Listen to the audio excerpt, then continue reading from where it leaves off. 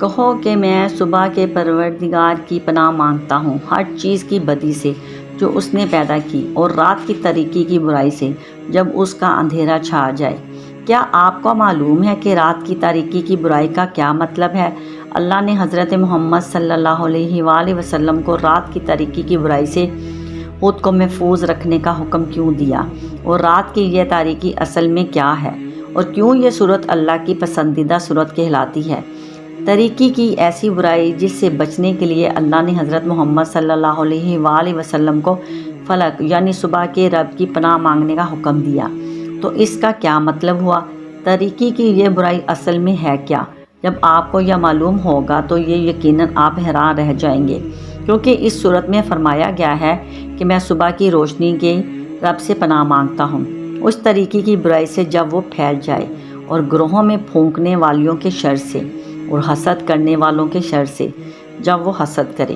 کہا جاتا ہے کہ جب اللہ نے ہر چیز کی تخلیق کی تو برائی بھی اسی کی پیدا کر دی ہے، لیکن یہ بات درست نہیں، کیونکہ ابلیس یا شیطان جس سے برائی کا آغاز ہوا تھا اسے اللہ نے برا پیدا نہیں کیا تھا، جبکہ حقیقت یہ ہے کہ ابلیس نے برائی کا راستہ اپنی مرضی سے چنا تھا، جس کی وجہ سے وہ گستاخ بنا۔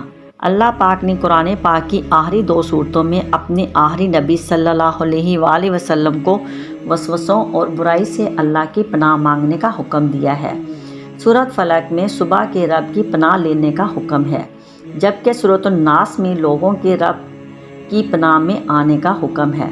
سورۃ الناس میں اللہ اپنی برائی بیان کرتا ہے اور صرف ایک چیز سے اللہ کی پناہ میں آنے کا حکم ہے، اور وہ ہے شیطانی وسوسوں سے، جبکہ سورۃ الفلق میں اللہ نے کئی برائیوں سے اللہ کی پناہ مانگنے کا حکم دیا ہے۔ عربی میں فلق کا مطلب کسی چیز کو کاٹ کے نکالنا، یعنی کوئی چیز پاڑ کے نکل آئے، یعنی یہاں مراد رات کی تاریکی کو پاڑ کر صبح کا اجالا نکلتا ہے، جیسے ایک بیج درمیان میں سے پھٹ جاتا ہے اور اس میں سے ایک پودا نکل آتا ہے۔ کئی عربی لغت میں فلق کا مطلب یہ بھی ہے کہ جو پیدا کیا گیا ہو، کیونکہ ہر ایک چیز کوئی اور چیز کو پاڑ کر پیدا ہوتی ہے، جیسے کہ چشمہ پہاڑ کو پاڑ کر نکلتا ہے، بادلوں سے پانی پاڑ کر نکلتا ہے، پودے زمین کو پھاڑ کر نکلتے ہیں، اور ایک بچہ اپنی ماں کے پیٹ کو پھاڑ کر باہر نکلتا ہے۔ سورۃ الناس میں ہم اللہ سے درخواست کرتے ہیں کہ وہ تمام اندیکھی برائیوں کے شر سے ہمیں محفوظ رکھے۔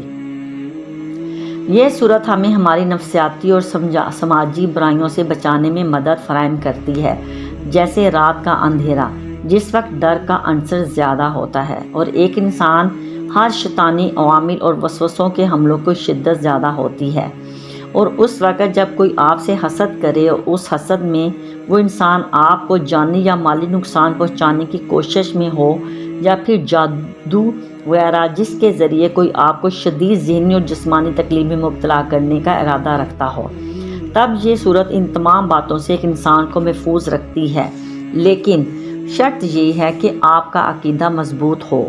جادو ایک اٹل حقیقت ہے، اور نبی پاک صلی اللہ علیہ وآلہ وسلم پر بھی جادو ہو گیا تھا، جیسا کہ سیدہ عائشہ رضی اللہ تعالیٰ عنہ سے روایت ہے کہ آپ کو خیال ہوتا تھا کہ آپ کسی کام کو کر رہے ہیں، حالانکہ کیا نہ ہوتا تھا، حتیٰ کہ ایک دن یا ایک رات جب کہ آپ صلی اللہ علیہ وآلہ وسلم میرے پاس تھے، آپ نے بار بار دعا کی، پھر فرمایا کہ عائشہ تجھے معلوم ہے اللہ پاک نے مجھے وہ بات بتا دی ہے جو میں اس سے پوچھ رہا تھا۔ میرے پاس 2 آدمی آئے، ایک میرے سر کے پاس اور دوسرا میرے پاؤں کے پاس بیٹھ گیا۔ ان میں سے ایک نے اپنے دوسرے ساتھی سے پوچھا کہ اس آدمی کو کیا تکلیف ہے؟ تو اس نے کہا کہ اس پر جادو کیا گیا ہے۔ تو اس نے کہا کہ کس نے کیا ہے؟ تو جواب ملا لبیک بن عاصم نے۔ اس نے کہا کہ کس چیز میں؟ تو کہا کہ کنگھی بالوں اور نہ کھجور کے شگوفوں میں۔ تو پھر کہا کہ وہ کہاں ہے؟ تو جواب ملا کہ پیر زباں میں۔ تو پھر آپ صلی اللہ علیہ وسلم نے صحابہ کو فرمایا کہ وہاں جا کر اس جادو والی کنگھی کو وہاں سے نکالو، اس میں سے موجود ایک سوئی کو نکالو، تو اس پر سورۃ الفلق اور سورۃ الناس کی ایک ایک آیت پڑھنا۔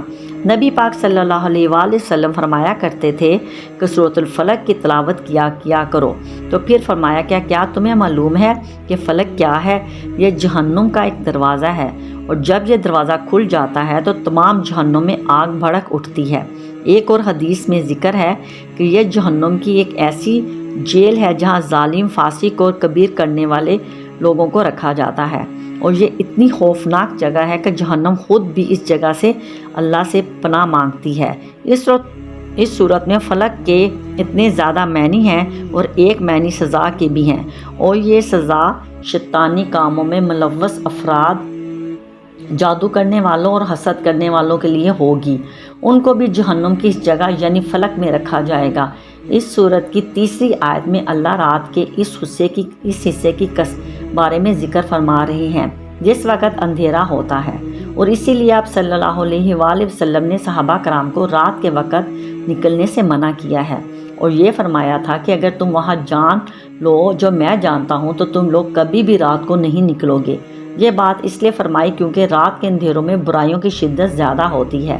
ہمارے معاشروں میں آج کل وہ تمام برائیاں رات کو ہی ہوتی ہیں جن میں شیطانی کاموں کا عنصر مکمل طور پر موجود ہوتا ہے، جیسے کہ رات کے وقت نائٹ کلب کھلتے ہیں اور شراب، نشہ آور ادویات کی مقدار کافی زیادہ ہوتی ہے، جس سے انسان بڑے بڑے گناہ کرتے ہوئے بہت لذت محسوس کرتا ہے، اور یہی وہ رات کی طریقے کی برائی ہے جب برائی یا شیطان اپنی پوری قوت سے ایک انسان پر حاوی ہونے لگتا ہے۔ اس لیے اللہ سے رات کی طریقے کی برائی سے پناہ مانگنے کی درخواست کیا کرتے تھے۔ سیدہ عائشہ رضی اللہ تعالیٰ عنہ فرماتی ہیں کہ ایک دفعہ نبی پاک صلی اللہ علیہ وسلم نے میرا ہاتھ تھاما اور چاند کی طرف اشارہ کرتے ہوئے فرمایا، اللہ کی پناہ مانگو غاصب کے شر سے جب تمہاری تاریکی پھیل جائے۔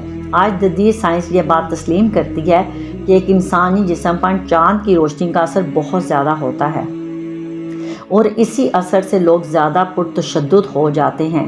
اس لیے کئی افسانوی داستانوں میں ایک انسان کا مکمل چاند ہونے پر ایک بھیڑیا میں تبدیل ہونے کی کہانیاں درج ہیں، کیونکہ رات کے وقت ایک انسان پر پرتشدد بن جاتا ہے۔ اس لیے رات کے وقت باہر جانے سے پرہیز کیا کریں، اور اگر کسی ضروری کام کی وجہ سے رات کے طریقے میں نکلنا بھی پڑے تو ان آخری 2 سورتوں کو پڑھ کر نکلا کریں، اور ساتھ میں ایک بار درود شریف بھی پڑھ لیا کریں، تو رات کے طریقے کی کوئی بھی برائی آپ کو نقصان نہیں پہنچا سکے گی۔ جزاک اللہ، سبحان اللہ۔ دعا میں یاد رکھیے گا، اور اگر ویڈیو پسند آئے تو اسے لائک اور شیئر ضرور کیجیے گا۔ اللہ آپ سب کو خوش و خرم زندگی گزارنے کی توفیق عطا فرمائے۔ آمین ثم آمین۔ جزاک اللہ۔